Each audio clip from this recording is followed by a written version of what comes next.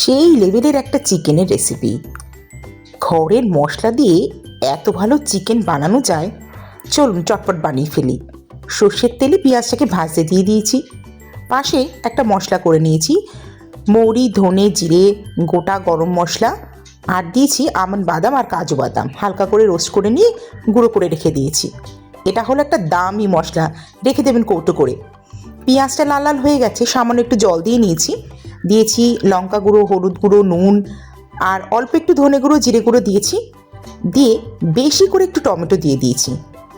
মশলাটার মধ্যে আদা বাটা, রসুন বাটাও দিয়েছি।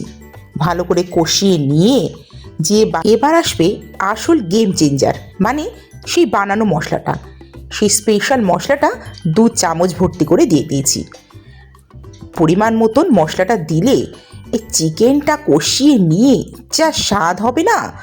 একটু ওপর থেকে টক দই দিয়েছি কষানোর পর, আর দিয়েছি কসুরি মেথি। ভালো করে কষাতে হবে। দেখেছেন কি দারুণ একটা রং এসেছে। চিকেনটা সেদ্ধ হয়ে গেলেই ওপর থেকে 1 চামচ বাটার দিয়ে এবার নামিয়ে পোলাও, ফ্রাইড রাইস, রুটি যাই দিয়ে খাবেন, দুর্দান্ত লাগবে। এইভাবে চিকেন চটপট এই শীতে একদিন বানিয়ে ফেলুন তো। এই মশলাটা ঘরে রেখে দেবেন, অনেক রান্নাতে দিতে পারবেন। এই মশলাটা দিয়ে যতবার চিকেন করবেন ততবার কিন্তু আমার কথা আপনাদের মনে পড়বেই পড়বে, কথা দিলাম।